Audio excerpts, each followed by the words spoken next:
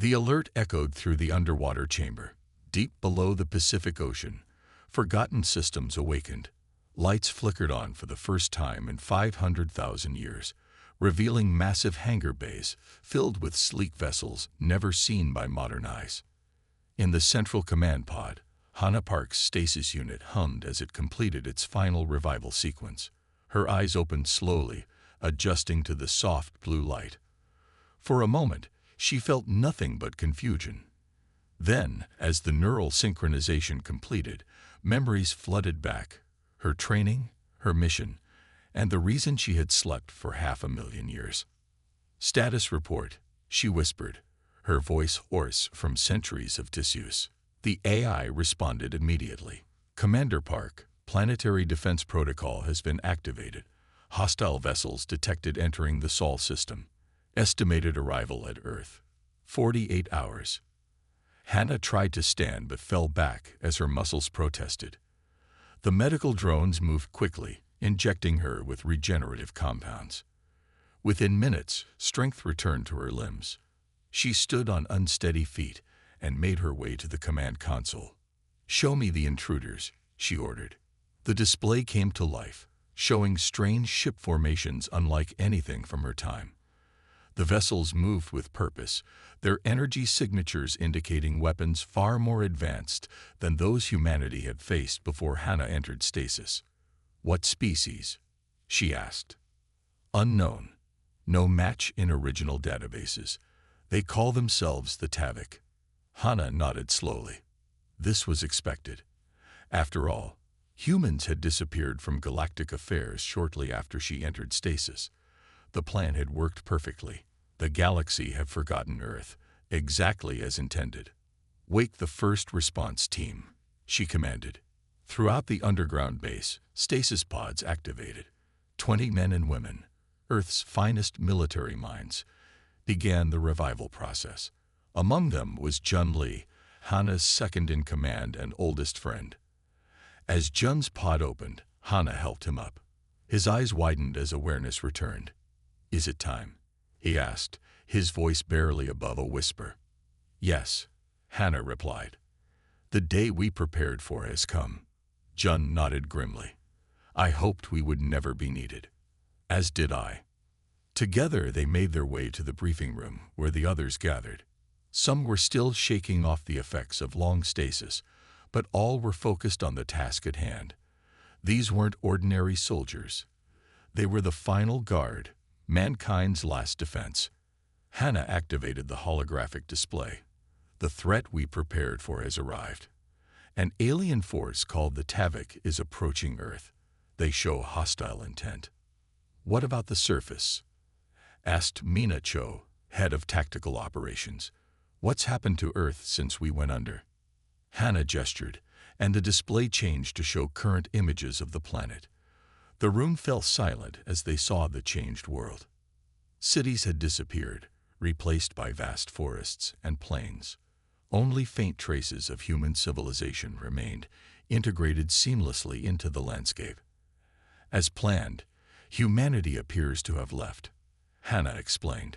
"After we entered stasis, the remaining population enacted the Exodus Protocol. The custodian Ayas have maintained Earth as a nature preserve, removing obvious signs of advanced civilization." "And the defense systems?" Jun asked. "Hidden but operational," Hannah confirmed. "The mountain facilities, underwater bases, and lunar installations are all intact." Hannah brought up the tactical display showing Earth's hidden defenses. Massive hangar doors built into mountain ranges, underwater facilities beneath all major oceans, and weapon platforms disguised as natural formations. "The Tavik believe they're approaching a primitive world," she continued.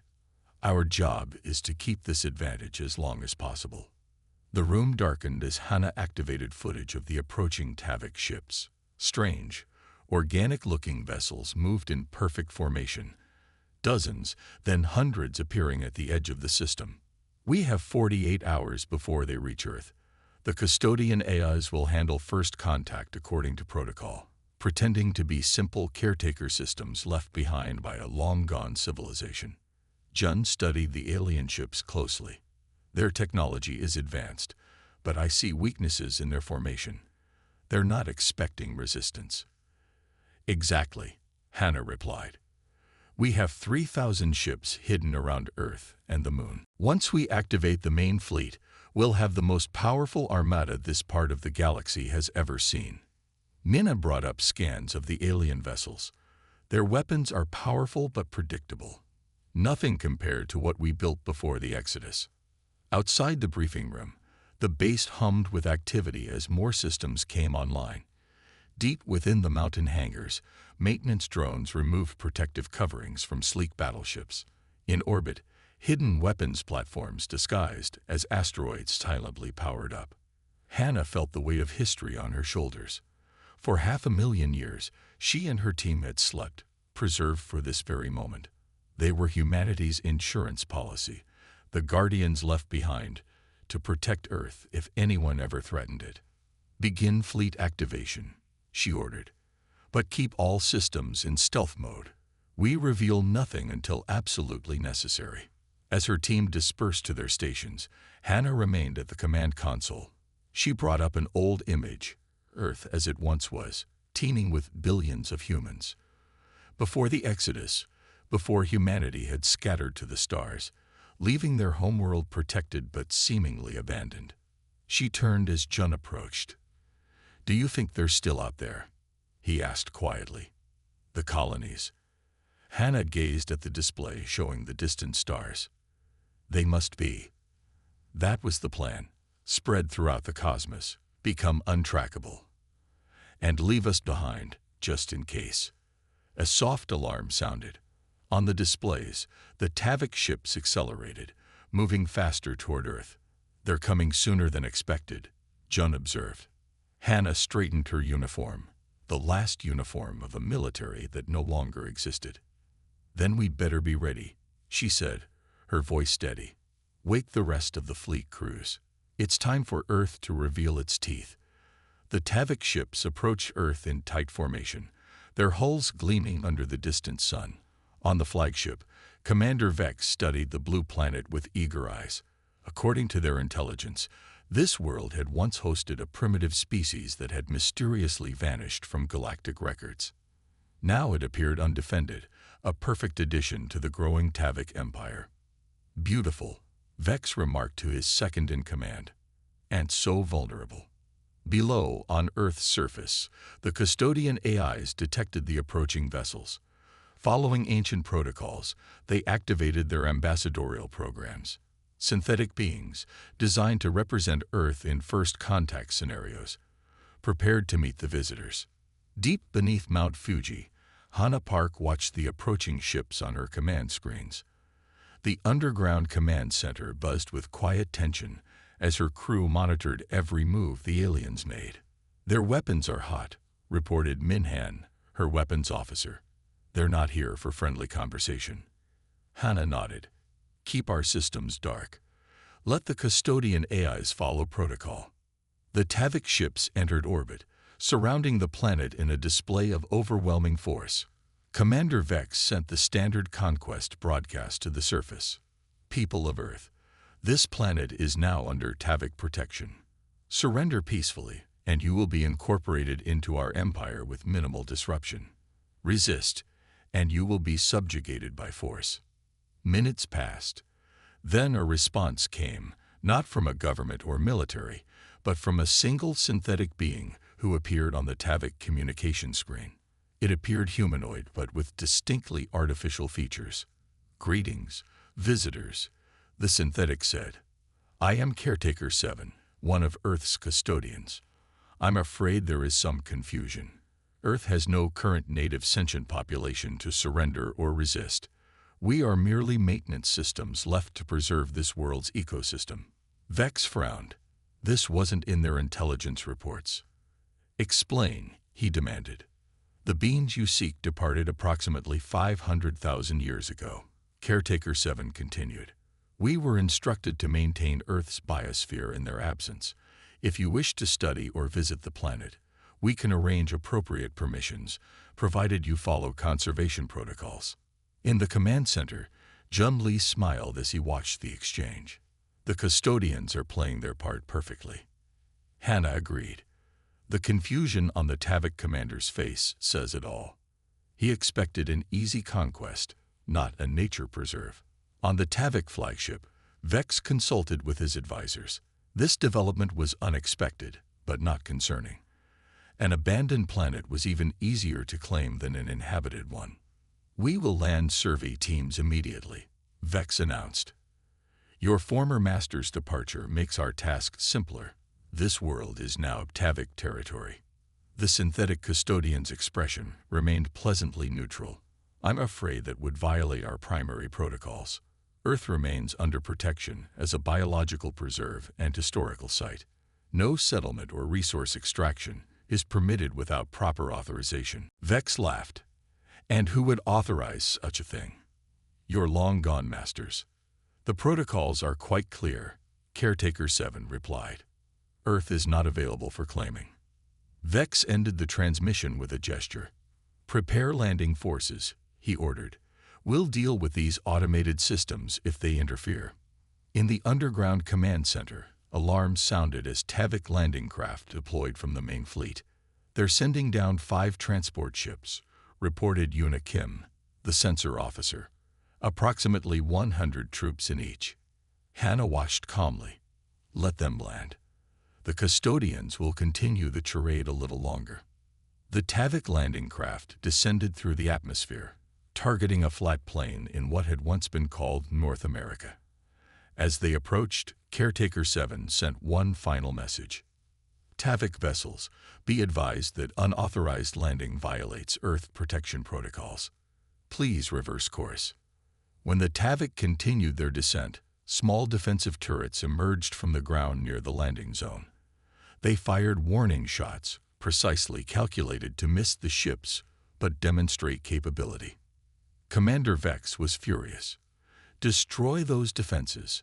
All ships, prepare for combat landing." The Tavik ships opened fire, easily destroying the small defensive turrets. They landed triumphantly, and troops began to disembark onto Earth's surface. In the command center, Hannah watched with the patience of someone who had waited 500,000 years for this moment. "Now we see their true intentions," she said quietly. "Start waking the fleet crews, but maintain stealth protocols. We watch and wait." The Tavik established a perimeter around their landing site. They were surprised to find an Earth much different than their records indicated. The planet teemed with life, its ecosystems clearly tended and balanced. There were structures that seemed to be the ruins of an ancient civilization, but they had been integrated into the landscape, overtaken by managed forest and prairie. When they encountered more custodian synthetics, the Tavik troops disabled them without much thought. These were clearly just maintenance machines, not a real defense. Commander Vex himself landed with the second wave. He stood on Earth soil and looked around with satisfaction. "Begin the survey," he ordered. "I want resource assessments within the day. This planet will make an excellent addition to our holdings." Unknown to the Tavik, every action they took was being monitored. Hidden sensors recorded their movements, analyzed their weapons, and transmitted data to Hannah's command center. "They're expanding their perimeter," Jun reported, "and they've called down more ships." Hannah nodded. "Just as expected. They think they're dealing with automatic systems, not a hidden defense force." She stood and addressed her officers. "The time for watching is almost over. Alert all crew commanders. We activate Phase 1 of the defense plan in 6 hours." Deep beneath oceans and mountains, 3,000 human warriors awakened from their long sleep. The hidden fleet, preserved through the centuries, began powering up its engines. The custodian AIs continued their charade, offering mild protests while allowing the Tavik to believe they were easily overcoming Earth's defenses. Commander Vex expanded his landing zones, completely unaware that beneath his feet, an army was preparing to reveal itself. "A beautiful world," he remarked to his officers as night fell on their first day on Earth. "And tomorrow, we begin making it truly ours." In her command center, Hannah Park watched the alien commander's confident smile and allowed herself a small smile in return. "Enjoy your victory while it lasts," she whispered. "Tomorrow you learn why Earth was hidden, not abandoned." The morning dawned clear over the Tavik landing sites. Commander Vex stood outside his command post, pleased with their progress. His forces had established 3 major bases overnight, one in what had once been North America, another in Asia, and a third in Europe. The custodian synthetics continued to issue mild protests that offered no real resistance. Status report. Vex demanded as his operations officer approached. "Excellent progress, Commander. Mining surveys indicate rich mineral deposits. The atmospheric composition is perfect for our needs. We've encountered no meaningful opposition." Vex nodded. "And the automated systems? Primitive. They appear to be maintenance drones only. No military capability detected." "Perfect. Order the settlement ships to begin descent. We claim this world today." High above in orbit, the Tavik fleet repositioned to support the expanded ground operation. Their sensors swept the planet repeatedly, finding nothing but wildlife and the curious synthetic caretakers. Deep beneath the Pacific Ocean, Hannah Park stood on the bridge of her flagship, the Eternal Guardian. Around her, crew members who had slept for 500,000 years now moved with renewed purpose, checking systems and preparing for battle. "All ships report ready, Commander," Jun Lee said from his station. "The mountain bases are prepared to launch on your order." Hannah studied the tactical display showing Tavik positions. "They're completely unaware," she noted. "Their sensors aren't even looking in the right places." 500,000 years of technological advancement will do that," Jun replied with a slight smile. "They're looking for threats they understand." Hannah nodded and straightened her uniform. "Send the activation code to all bases. Defense Protocol Omega begins now." Throughout Earth's oceans, massive underwater doors slid open. Mountain faces that had appeared solid for thousands of years began to separate. On the far side of the moon, hidden hangars powered up launch systems. The first warning the Tavik received came from a junior sensor officer on their orbital flagship. "Commander, detecting multiple large-scale movements on the planet's surface and in the oceans." Vex rushed to the command deck. "Explain." "Something's opening up. Everywhere. Mountain ranges, ocean floors. I'm detecting massive power signatures."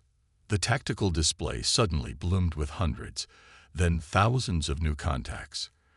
From the oceans rose massive vessels, water cascading from their hulls as they lifted into the air. From within mountains emerged sleek fighters and battle cruisers that defied Tavik understanding of physics. In orbit, the moon's surface appeared to ripple as hidden bases revealed themselves, launching additional ships that quickly formed into attack formations. On the ground, Tavik soldiers watched in shock as the Earth literally opened beneath their feet. Defense platforms rose from underground bunkers, weapons already tracking targets. Vex stared at the displays in disbelief. "Impossible. There was nothing on our scans." "Sir," his second-in-command said quietly, "we're surrounded." On the Eternal Guardian, Hannah gave the order. "Open communication channel to the Tavik flagship." When the connection established, she faced the alien commander directly. "Attention Tavik forces. I am Commander Hannah Park of Earth's Hidden Fleet. You have illegally landed on a protected world. You will withdraw immediately or face destruction." Vex struggled to maintain his composure. "Who are you?" "Our intelligence indicated this world was abandoned." "That was the intention," Hannah replied calmly. "Earth was never abandoned. It was hidden." As she spoke, the Earth fleet continued to deploy. Ships of incredible design filled the skies. Not the crude vessels of a primitive civilization, but machines that represented the pinnacle of human engineering before the Exodus. "Your sensors show you the truth now," Hannah continued. "You face technology 500,000 years more advanced than anything you possess. The custodians were not Earth's only defense. They were merely its mask." On the ground, Tavik troops found themselves suddenly enclosed by energy barriers projected from hidden emplacements. Their weapons fired uselessly against shields they couldn't penetrate. Commander Vex saw his tactical advantage evaporate in moments. What had seemed an easy conquest now revealed itself as a carefully laid trap. "This is some trick," he insisted. "Your ships appear from nowhere." "Not from nowhere," Hannah interrupted. "They were always here, waiting. Humanity didn't abandon Earth.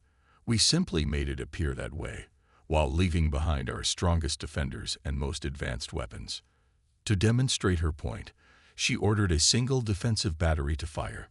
From a mountain range in what had once been called the Andes, a beam of concentrated energy lanced upward, passing harmlessly by the Tavik flagship close enough to make its shields flare. "That was at 5% power," Hannah informed them. "The next will not miss." In his command ship, Vex furiously assessed his options. His fleet was substantial, but now completely surrounded by vessels of unknown capability. On the tactical displays, Earth's hidden fleet continued to grow as more ships emerged from their centuries-long hiding places. "Why?" he finally asked. "Why this deception?" On her bridge, Hannah paused before answering. "Insurance," she said finally. "Humanity spread to the stars centuries ago, hiding their expansion from species like yours. They left us behind to ensure Earth would always remain safe, a final sanctuary should it ever be needed again." Jun approached her and whispered, "All ships report combat ready. The moon batteries are online. We can end this now." Hannah nodded but kept her focus on the Tavik commander.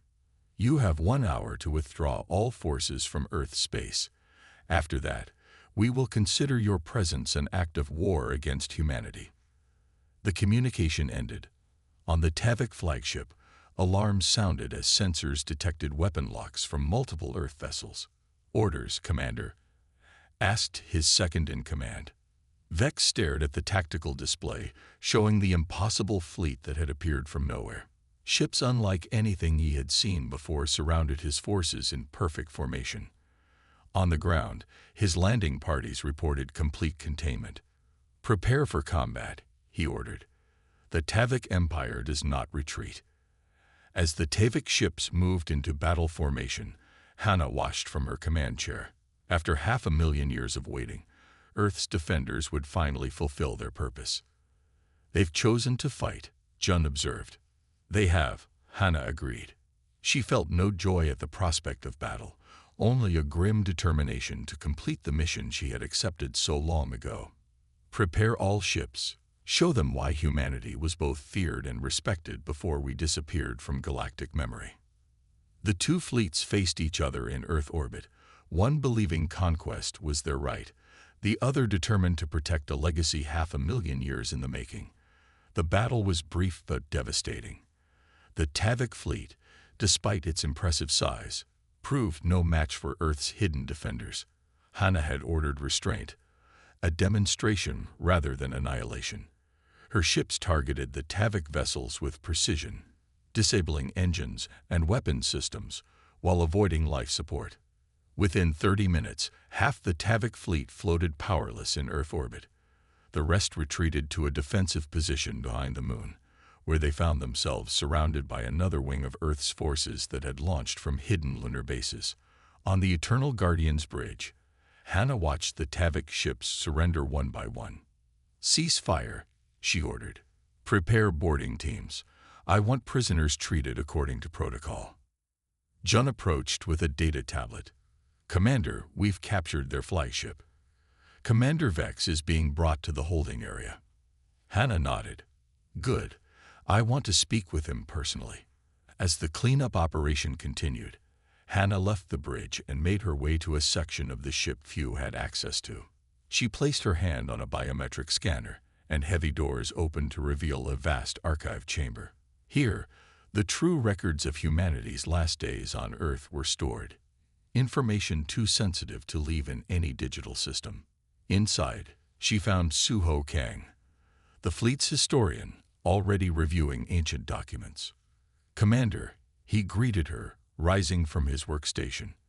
"I've been examining the final records as you requested." "And?" Hannah asked. Suho's expression was grave. "Our mission was not what we were told." He activated a projection showing star charts and data streams. According to these sealed files, humanity didn't leave Earth simply to expand or to hide from potential threats. They were running from something specific. Hannah stared at the projection as it showed a dark mass spreading across one edge of the galaxy, something that consumed stars and planets in its path. "What is this?" she whispered. "The records call it the Void, an entity or force discovered just before the Exodus began. The files indicate it was approaching our galaxy at an accelerating rate." Suho brought up more images, simulations showing the entity's projected path. "Humanity didn't just hide Earth and scatter to the stars randomly," he continued. "They were implementing a species-wide survival strategy. The colonies were positioned specifically to monitor the Void's approach from multiple angles." Hannah felt a chill. For 500,000 years, she had believed she and her crew were simply Earth's defenders against conventional threats. Now it seemed they were part of a much larger plan. "And the hidden fleet?" she asked. "What was our true purpose?" Suho called up the final directive, sealed until now. "We were meant to be more than defenders. We're the failsafe. If the Void could not be stopped, we were to gather whatever remaining human colonies survived and lead them to a prepared sanctuary beyond the galaxy." The revelation stunned Hannah into silence. Everything she had believed about her mission, about why she had sacrificed her normal life to sleep for 500,000 years, shifted in that moment. "Commander Park to the detention level," came a voice over her communicator. "The Tavik commander is ready for questioning." "I'll be right there," she responded automatically, her mind still processing what she had learned. In the detention area, Commander Vex sat behind an energy barrier, his proud bearing somewhat diminished by defeat. "You fight well for ghosts," he said as Hannah entered. "Your defense was unexpected." "You should have heeded the warnings," Hannah replied, taking the seat across from him. Earth was clearly marked as protected. Vex made a dismissive gesture. "Protected planets are claimed all the time. The galaxy is brutal. Surely you know this." "Why did you really come here?" Hannah asked. "Your fleet was too large for a simple colonization effort." For a moment, Vex seemed to consider lying, but then something in his posture changed. "We needed a fortress world," he admitted. "Our outer colonies have been going silent. Something is coming from the edge of the galaxy, something that devours everything in its path." Hannah felt her blood run cold. "The Void," she whispered. Vex's eyes widened. "You know of it. It's why humanity left Earth in the first place. 500,000 years ago, our scientists detected it approaching." "Impossible," Vex insisted. "We only discovered it 30 years ago." "And yet here we are," Hannah replied. She activated a small projector, showing the same dark mass Suho had revealed in the archives. "Is this what you've seen?" Vex stared at the image, his composure cracking. "Yes, it's consumed 3 of our outposts already. We thought Earth would be far enough from its path to serve as a refuge." Hannah deactivated the projector. "You were wrong. According to our records, Earth is precisely in its path, just as it was 500,000 years ago." "Then why are you still here?" Vex demanded. "If your kind knew about this threat so long ago, why leave defenders on a doomed world?" Hannah considered how much to reveal. "Because Earth was never meant to be abandoned permanently. The hidden fleet exists not just to defend this planet, but to serve as a beacon for humanity's return, or as an evacuation force if return proved impossible."